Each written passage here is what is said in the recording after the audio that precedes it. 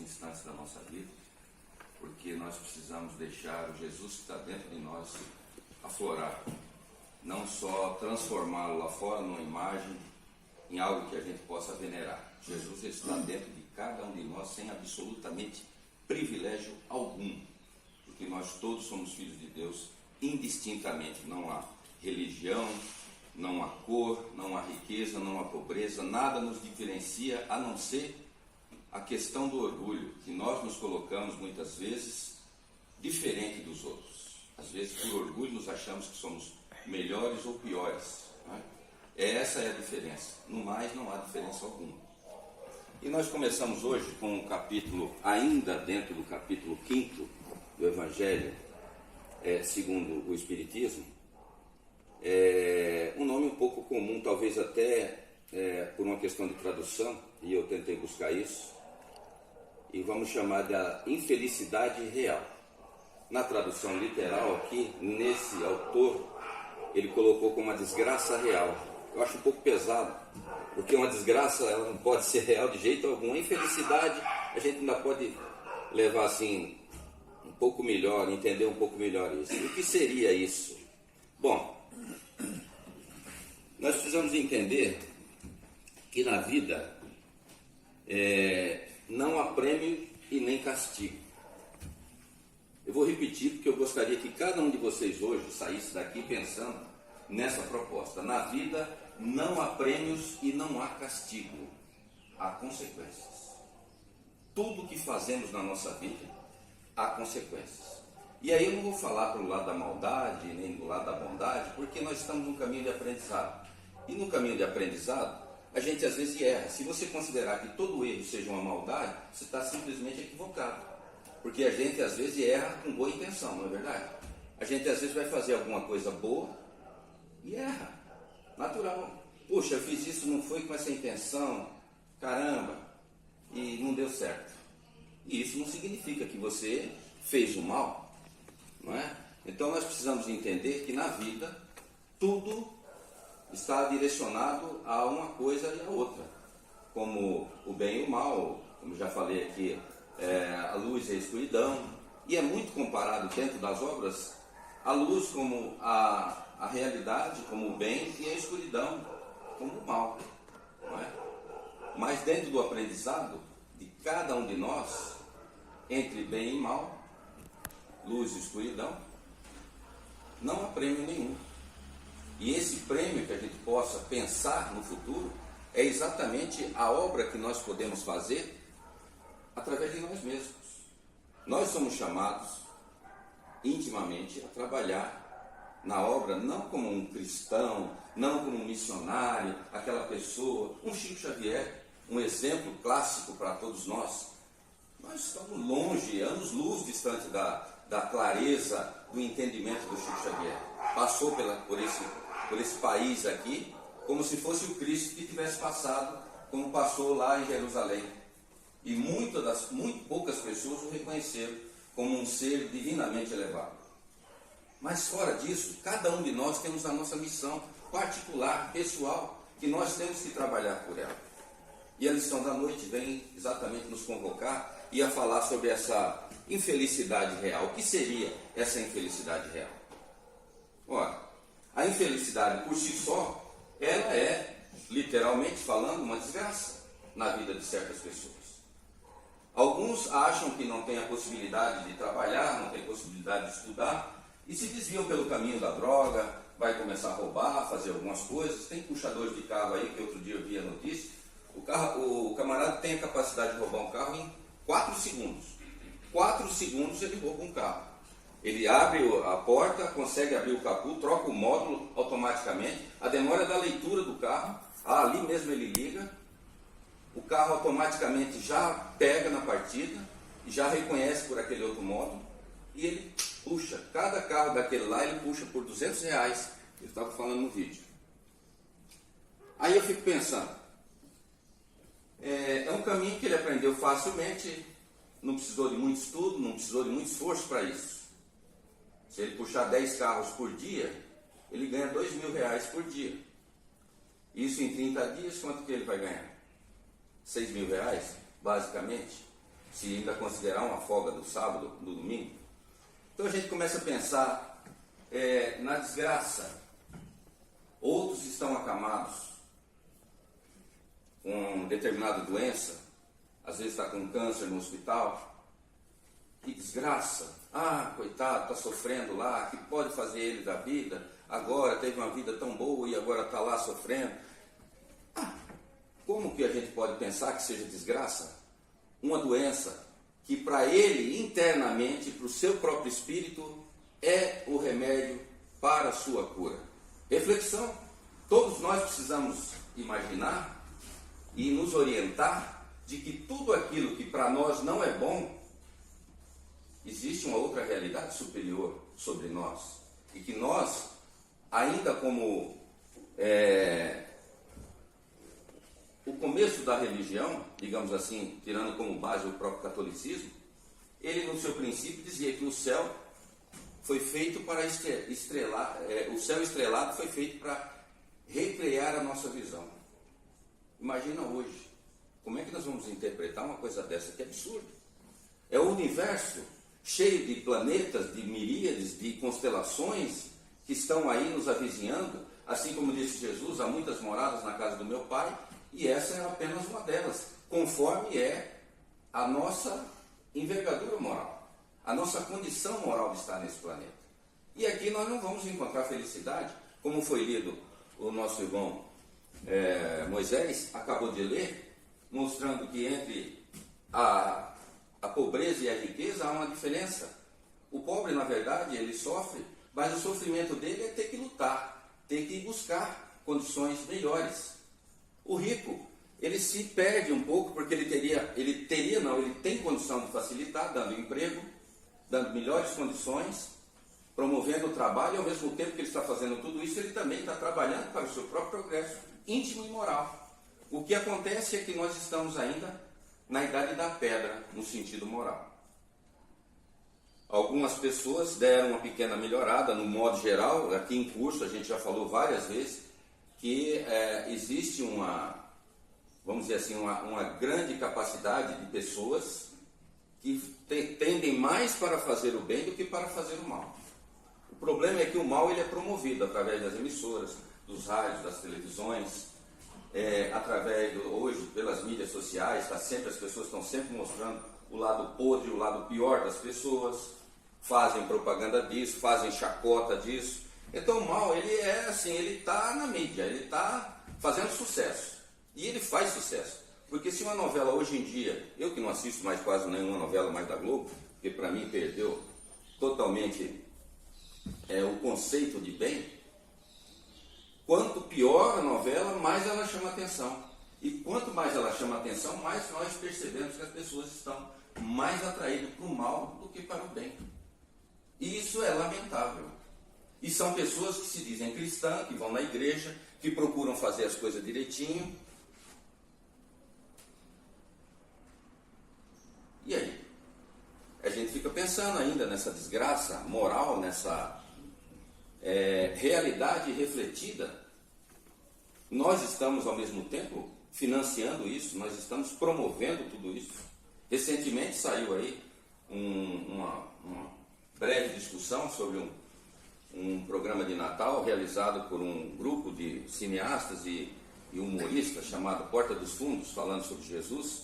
Eu fiz, na minha tese pessoal, fiz um grande artigo falando sobre isso, e de que as pessoas, de fato, a questão não é Jesus ter sido gay, a questão não é Jesus ter sido amante, a questão não é Jesus ter sido negro, loiro, de olhos azuis ou não, ou se é aquela cara cientista que alguns anos no Fantástico também mostrou que pela localidade de Jesus ele jamais teria cabelos loiros e olhos azuis, ele seria moreno, quase negro.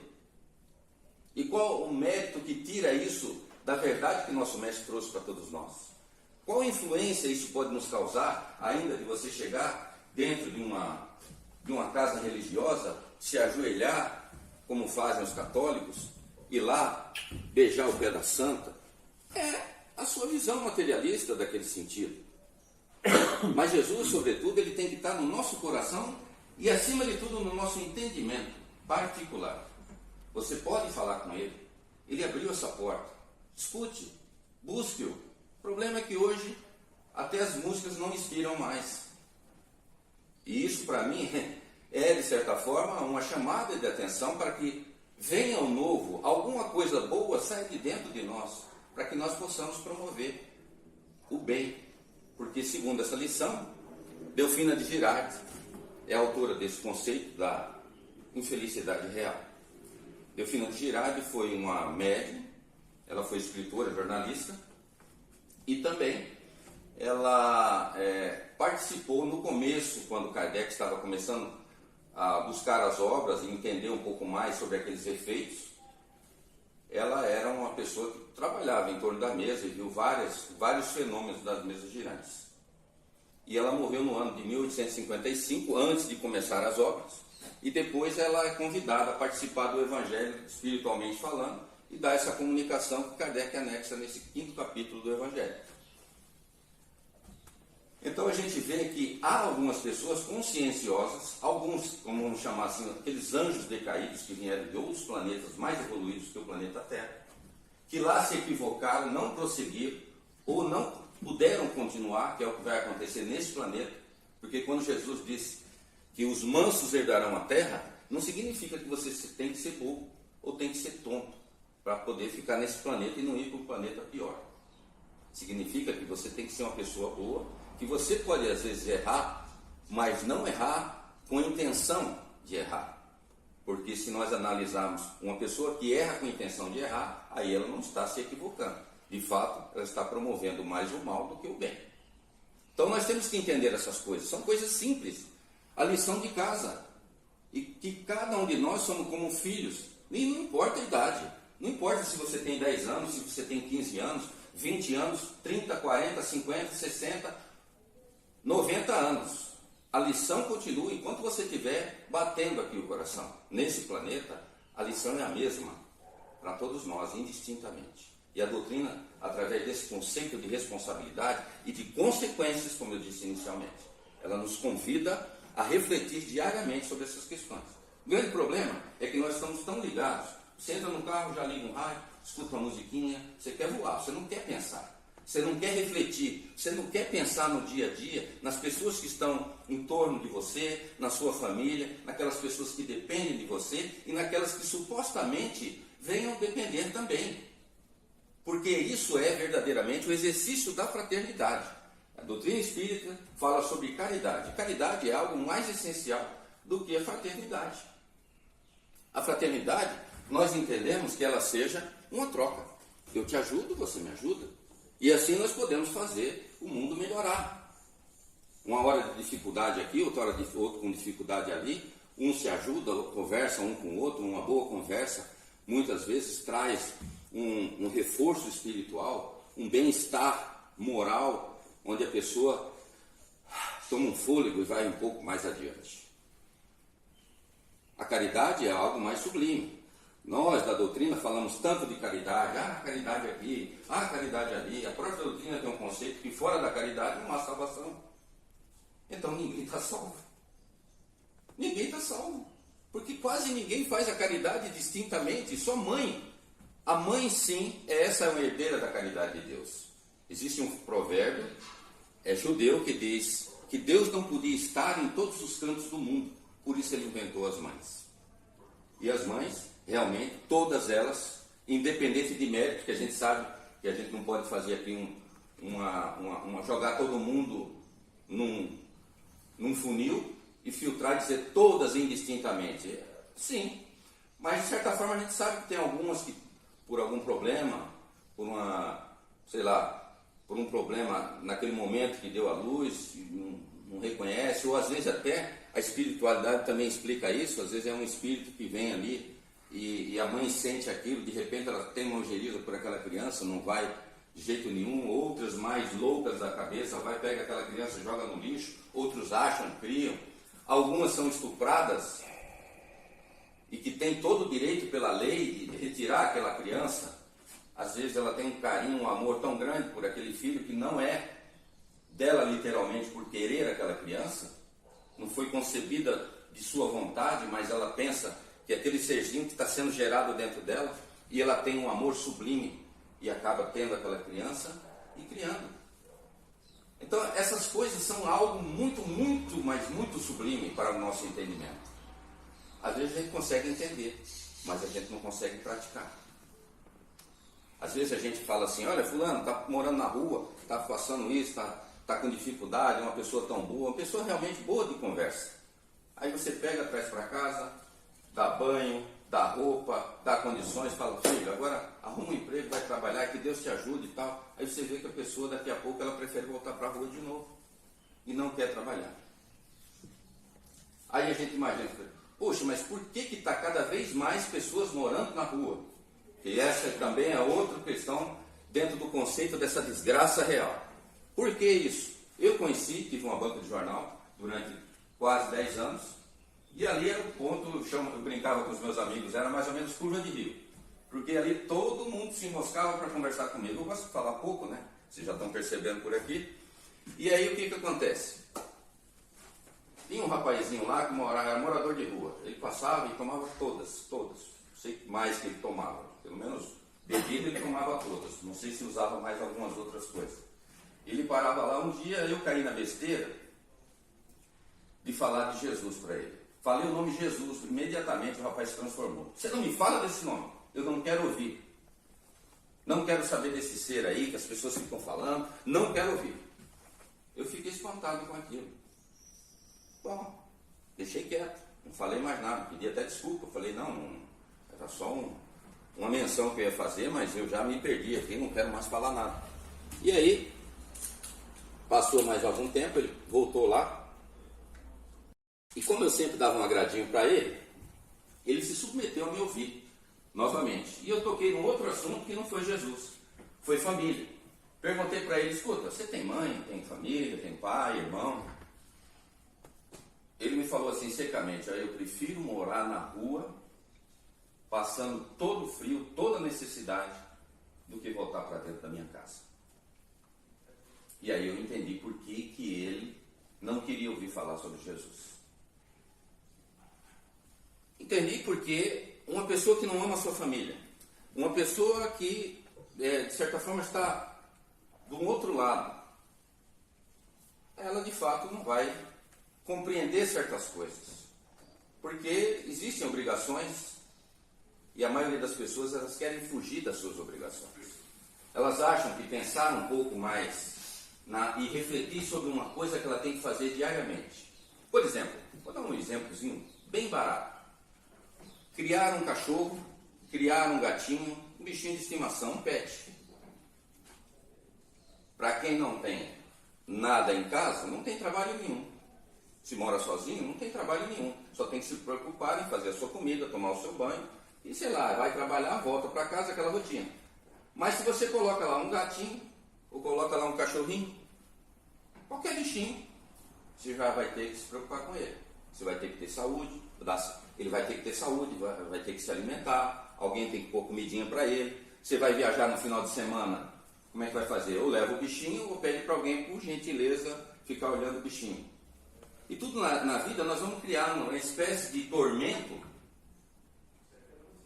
né? Que para nós, nessa visão, começa a virar uma desgraça.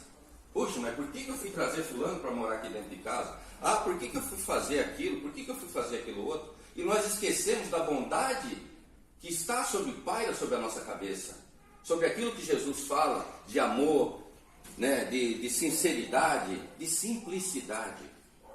Porque às vezes você acolhe uma pessoa, mas você não sabe qual é a intenção dela para com você também. E o que ela pode trazer de mal para você. Então nós, ainda mais hoje que, de certa forma, está se valorizando muito mais o mal do que propriamente o bem. Ah, por que está valorizando o mal? Ah, porque coitadinho, não teve chance. Todo dia discuti com um amigo meu, falou, olha, o menininho lá que mora perto da minha casa lá, coitado, eu vi aquele moleque, ele foi pro crime, ele cresceu, foi pro crime. Aí eu perguntei para ele, bom, ele foi pro crime? Foi. Agora, você tem certeza que ele foi pro crime por falta de oportunidade? Qual é a certeza que você tem? Porque a maioria das pessoas que eu conheço, se elas escolhem esse caminho, não foi por falta de oportunidade. Exatamente, se não tivesse oportunidade, não teria ido para o crime, porque as oportunidades são vários meios, tanto para o crime como para ser uma pessoa honesta, ser uma pessoa que trabalha, uma pessoa que tem responsabilidade. Então tudo isso para a maioria das pessoas é uma dificuldade de raciocínio, de pensamento. Não quero isso aqui, eu quero mais fácil. Então, estamos vivendo realmente um mundo hoje que a gente trabalha assim para os prazeres e a reprodução da espécie, mantendo a espécie. Praticamente o mundo está assim. Quando se fala de religião, alguma coisa a mais, as religiões também. E isso incorre propriamente dentro da doutrina também. Porque ela tornou esse aspecto, não sei quem estava falando de catolicismo aqui, foi você, né? É necessário que haja algumas casas que estão no meio da compreensão. Uma casa pequena, que fala de Kardec, que traz a responsabilidade do pensamento, onde diz, olha, tudo que você faz não é um problema religioso, é um problema seu. A doutrina espírita não veio puxar sua orelha aqui, não veio falar, olha, você tem que fazer isso, fazer aquilo. Ela simplesmente te esclarece e fala para você, olha, o caminho é esse aqui. Se você não fizer as coisas de acordo como tem que fazer, o resto é consequência. E as consequências serão duras. Se você falar assim, se achar que você não vai pagar nessa vida, vai sair ileso, tem toda a sua vida eterna espiritual para você reparar a cada encarnação. Se você não busca ser uma pessoa comedida, porque a felicidade ela vem através de outros prazeres que nós não temos capacidade de entender. Mas temos ainda uma pequena amostra.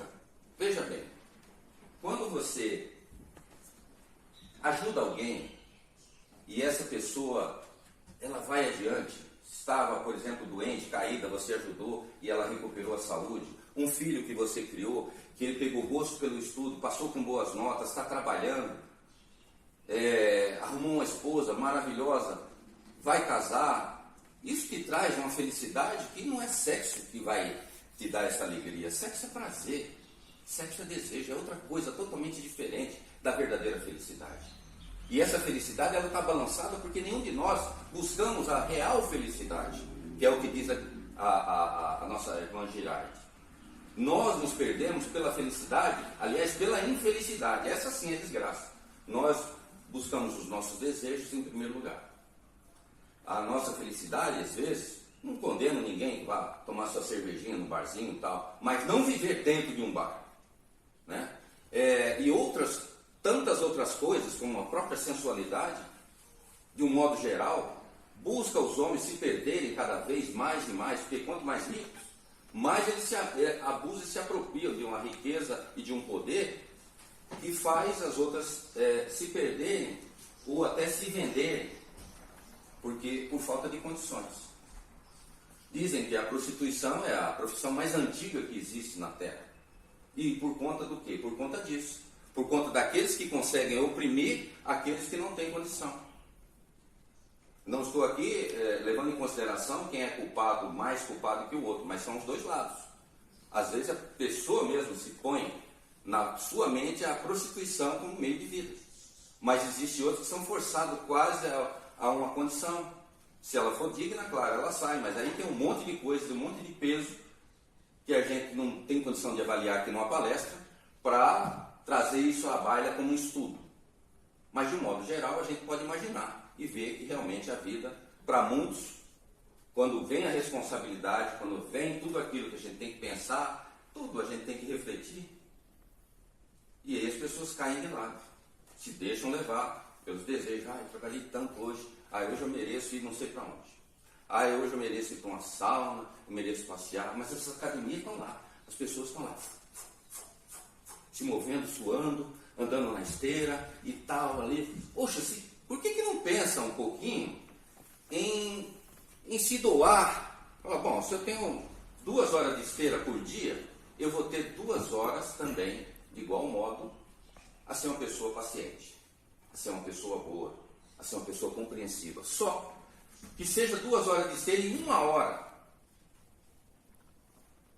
meia hora, 15 minutos, 2 minutos, uma situaçãozinha. Ninguém se propõe a isso. Ninguém escapa de ser, de fazer uma correlação. Poxa, eu me dedico tanto a isso, por que eu não posso me dedicar aqui? Às vezes a própria profissão, o médico, por exemplo. O médico ele tem que entender que pela profissão dele, ele não pode estar diretamente em casa. Ele não pode, se ele tiver filho, não vai poder dar atenção. Então não vai ser filho dele, vai ser filho dos outros.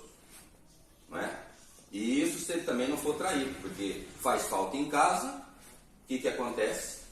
Que a gente sabe, está no cancioneiro das novelas, arranja-se um subterfúgio, alguém põe no lugar. E ninguém é santo aqui para dizer que não entende dessas coisas.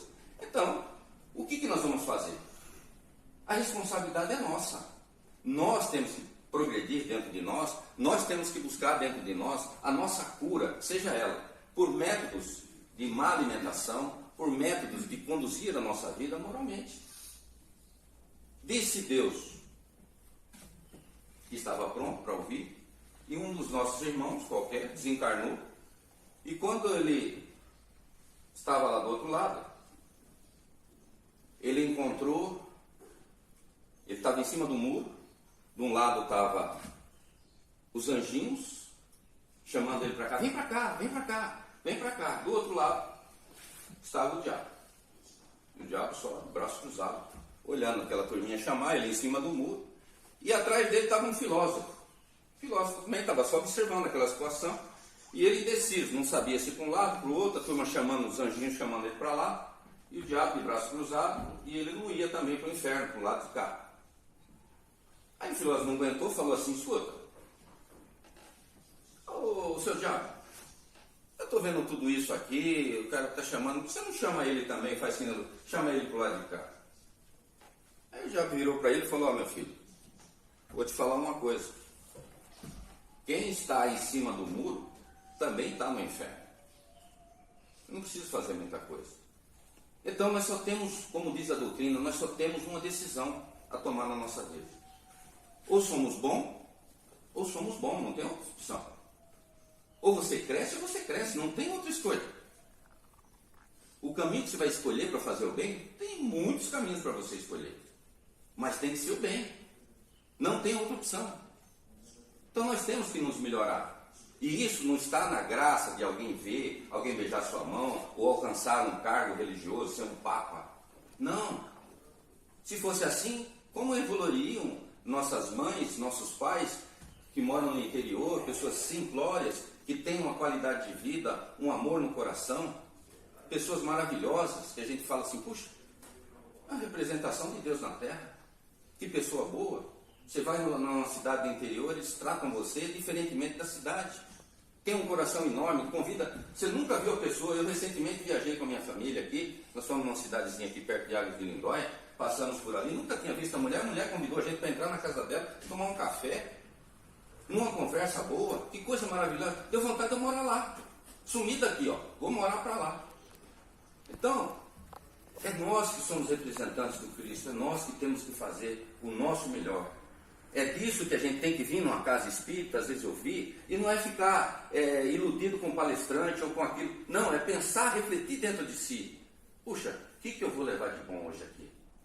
O que vai fazer com que eu me transforme e seja uma pessoa melhor para mim mesmo e para o Cristo lá para cima?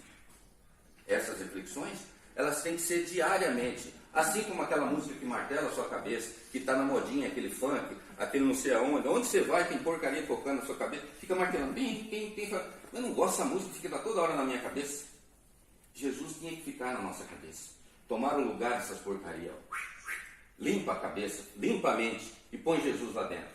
Mas isso não significa que o palestrante aqui veio falar para cada um de nós ser bobo. Para dizer não na hora certa, assim como ele fez com os vendilhões de templo.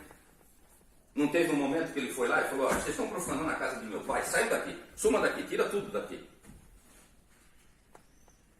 Não é a mansuetude que deixa que determinados miasmas, determinadas doenças cresçam e depois, para restabelecer a ordem, perdeu-se tudo.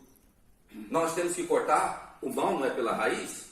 A maioria das pessoas que faz uma biópsia descobre que tem um princípio de câncer. O que acontece? Não vai começar a se tratar por ali para que ele não evolua e não mate? O mal é assim também, cada um de nós.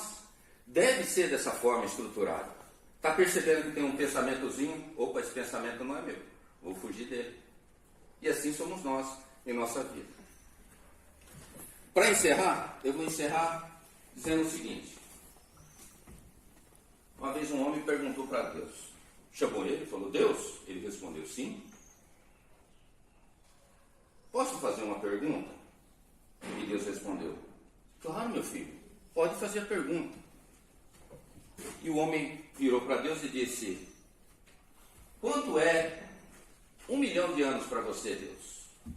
E Deus respondeu, ora, meu filho, 1 milhão de anos para mim é um segundo. Ah, Deus, então, quanto que é para você 1 milhão de dólares? Deus olhou para ele e falou, filho, 1 milhão de dólares é um centavo. Ah, então, Deus, se eu fizer um pedido para você, você me acolhe? Ele falou, claro, meu filho, peça. Eu vou pedir para você me dar 1 centavo. Aí Deus olhou para ele, claro, por que não? Espere um segundo. Então, a nossa vida é assim, você leva uma vida de 20, 30, 40 anos, tudo errado. Você acha que de uma hora para outra dá para mudar isso? Não dá. Porque nós estamos tão ligados nos erros, nas coisas que são apropriadas a nosso orgulho, aos nossos erros, que não dá para mudar de uma hora para outra. Mas dá para a gente começar a fazer. É como se fosse um regime. Quem quer emagrecer vai ter que, além dos exercícios, não adianta só fazer exercício, porque eu conheço gente que se mata numa academia e acaba de ir lá, vai numa pastelaria, vai numa pizzaria e não está o quê? Não adiantou nada.